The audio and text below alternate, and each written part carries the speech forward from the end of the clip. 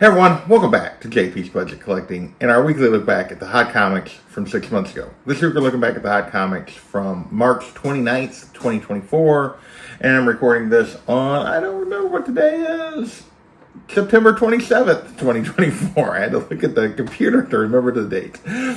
But as always, I give you those dates so you know when this information is most relevant because the market is always moving and changing. And as always, we're looking back at the CBSI Hot Top 10 and the Comic Tom Key Collector Hottest Trending Comics of the Week. This week we got 16 books to talk about that were hot back then, the vast majority of which had to do with X-Men 97. I think actually half the list was related to X-Men 97, which I think just the third episode had come out at that point, and people were going nuts for X-Men 97 and all the comics and everything else. But there's a few other books. Also, as always, we're looking back at this to see what made these books hot, X-Men 97, and what factors have affected them since, and whether or not they've stayed hot, would you have been better off being patient, or should you have bought in the moment? So, let's dig into this week's list and see if we can learn anything. First up, we got Batman 89, number 1. This was hitting the list because Michael Keaton was at the Oscars, and they had Danny DeVito and Arnold Schwarzenegger up on stage, and they were like mocking him as Batman, like they were Batman villains, and they were talking about him even though Arnold wasn't in one of his movies. He was in the George Clooney one. But anyway, so they showed Michael Keaton, and yeah, so people were chasing this book for that reason, I guess. Back then, raw copies were going for $15, 9.8 going for $100. It's still like a $8 to $18 book for a raw copy.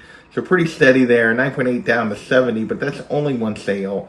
So hard to really judge on that. So we'll call it a steady and then I'll be back. No reason to particularly chase this book, but this book does have some love, as does the Tim Burton movies. So there's always a little bit of interest here. Next, we have a couple of books hitting the list because of a Marvel game. Basically, this character appeared in the new Marvel Rivals trailer for the new Marvel Rivals game, and that is Galacta. The Daughter of Galactus, and the two books are Marvel Assistant Sized, Spectacular number 2, the first appearance of Galacta, and which was going for $35 to $40 back then. Now it's a $35 to $50 book, so another very steady book. 9.6, no recent 9.8 sales. 9.6 sales went for $80 and $170. I'm guessing that 170 is way too high for 9.6 of this character, but there's probably just not very many of these slabbed, period. Not that many people really expect on Galacta, so that's probably limited supply is probably what drove that. But overall, steady and I'll be back for those raw sales, which is the vast majority of sales, and still not a ton of sales. But enough people are still interested in Galacta, which at this level kind of surprises me, but oh well. Our next book, same thing. Galacta, Daughter of Galactus, number 1. Her one-shot solo title. It was basically the only solo title she's gotten to this point. It was a one-shot. Also from back in, this one was from 2010 as opposed to 2009. Back then, 40 to 60 with an outlier going all the way up to 190 for a raw copy, which was absolutely a dumpster fire, but it was an outlier. Now raw copies 30 and 45, but those are the only two sales since the beginning of August. So, yeah, we'll call this down and I'll be back on those raw sales. You could almost go with Trap, but I don't know that there's much else going on around this character, but people are still, at least a few people are still willing to pay a pretty good price for these books. They're probably pretty low print run books too. Next, we had one Buzz book, and that is Stray Dogs number 1. It was back on the list for the first time in a very long time because of a book we've talked about over the last few weeks, which is Feral. Basically, we finally got the release of Feral to the market. If you don't know what Feral is, it's basically the cat version of Stray Dogs, written by the same author and artist.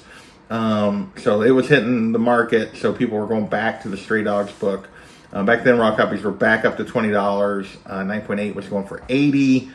Now, raw copies are a little all over the place. 15 to 40, which was a little surprising. They were going for as high as $40, but they were, so that's kind of almost up worth it. But 9.8 are 45 to 70, and multiple 9.8 sales, unlike the other one. So, yeah, those $30, $40 raw sales don't really make a lot of sense given the rest of the market. So overall, we're just going to call this kind of a steady, I'll be back.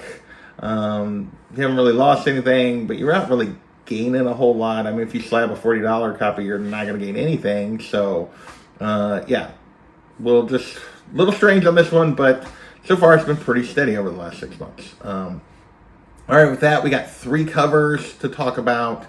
First up is Street Fighter Masters Akuma versus Ryu. This is the 1 per store variant. Was going for $25 to $30 back then on a 1 per store. A reminder that a 1 per store is basically the equivalent of 1 in 25 and usually follows the rules. So 1 in 25 going for basically ratio is not a good sign, which is kind of what this one was doing. And that is the case now, is it's only one recent sale went for $5. This is a dumpster fire.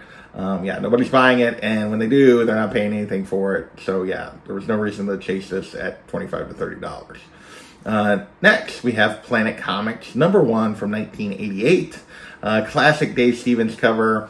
If you remember, this was the start of the run of a bunch of Dave Stevens covers hitting the list.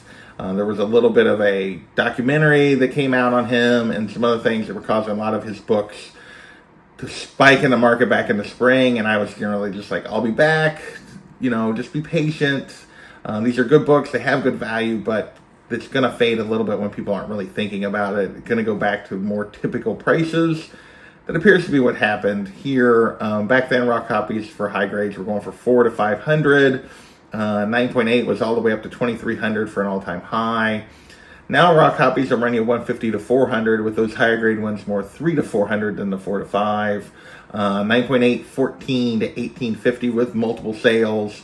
So we're going to call this down in a trap. But still a very valuable book, still a great cover, still a great Dave Stevens book, but just not quite sustaining those values of when everybody was starting to like, oh, we got to get Dave Stevens stuff. Already 6 months later, it's kind of returning to where it was prior to that. Next, we have Captain Marvel #6, the Jeff DeCall 1 in 25. Back then, this 1 in 25 was going for $70 to $105, so basically triple to quadruple ratio, which is usually a pretty good sign for a 1 in 25. This one, not quite so much, I guess. People are still asking 90 plus, 100 plus for these. So, but because of that, and that's for raw copies, like 100 plus. Because of that, there's only been one recent sale. A 9.8 went for $68. So that's been the only sale recently. So this is down in a trap. You could argue down in a dumpster fire if you really wanted to, because they're not really selling at the prices, but people haven't moved off those prices either. So we'll see what happens with this one. I actually kind of like this DeCall cover. DeCall's a little hit and miss for me, mostly hit. And I like this one. I like Carol as a character, but yeah, I'm not paying $100 for it. So next, we had one DC movie related book, and that was Justice League Dark #1. The first appearance of Justice League Dark, and this was James Gunn rumors that he was going to do a Justice League Dark movie at some point. Causes to hit the list. Raw copies $10, 9.8 $177. Now, raw copies are $5 to $15, so pretty much in that same range, but 9.8 down around 100. A couple of sales right around 100. So we're going to call this down, and I'll be back. Most of the sales are on the raw side. You can definitely get it for under 10, but definitely 9.8s are down. There was no reason to run out and chase this book in the moment. It's going to be a while before we get any kind of project like this, if we do get it. So, all right, with that, I promised you 8 X-Men 97 related books, and we are about to dig into them. So if you want a little flashback to what was going on with X-Men 97, here you go. First up, we have Avengers Annual #10, the first appearance of Rogue. Obviously, Rogue played a big role in X-Men 97 season. Back then, raw copies were going for $30 to $175, so pretty wide range on, from mid to low grade copies to a high grade raw copy. 9.8s were hitting $850. Now raw copies are going to cost you $10 to $150. 9.8 $720 to $890. I called this down and I'll be back. You could argue it's steady and I'll be back. It definitely took a little bit of a step back overall across all grades, but a very slight one. So if you want to argue it's still pretty steady, kind of within the same range. I couldn't argue with you too hard. It's a great book. Probably way cheaper just because than it would be if it had a better cover. But yeah, great character, great first appearance. You really didn't go wrong if you bought it, but you could probably get a little better deal right now. Next, we have Uncanny X-Men 168, the first appearance of Madeline Pryor. Also a big role in the early part of X-Men 97 season. Back then, 25 to 30, 9.8, 240 to 310. So yeah, this was on the list last week at 20 to 30. It had bumped up just slightly, 9.8. It bumped up just slightly in the second week. Now it's a $5 to $25 book, 130 to 200 for 9.8. So basically kind of back to where Madeline usually goes for. Maybe a little up from what it was prior, but definitely has taken a step back. So we're going to call this Down in a Trap. There was no reason to pay kind of the premium during the X-Men 97 show. Next, we have Uncanny X-Men number 213, the first cameo appearance of Mr. Sinister. Another character that was playing a big role early in that season. 25 to 30 also for this book, as well as the 9.8 going for 150 to 190. And now it's a 5 to 20, 9.8, 130 to 150. So definitely Down in a Trap. So yeah, so this is his cameo. It's back to where it kind of was before. Maybe the 9.8s are still a little higher. The raw copies are definitely back. Next, we have Uncanny X-Men number 221, the first appearance of Mr. Sinister. This is a book that's been on and off the list for years, with lots of spec related to this character. When we talked about it last week, it was a $25 to $75 book, 9.8 to 275 to 300. By this point, it was a $50 to $75 book raw, so the bottom end had moved up, the top end hadn't really moved. 9.8s were 275 to 330, so basically same kind of sales, but we'd had a couple sales push over the $300 mark. Now it's a $15 to $75 book, so basically that same range, top end still similar on a raw copy, but 9.8s are down 150 to 225, so down, and I'll be back on this. There was no reason to pay that premium 9.8 price during the X-Men 97 show. Book has returned to what it usually returns to. Next, more X-Men.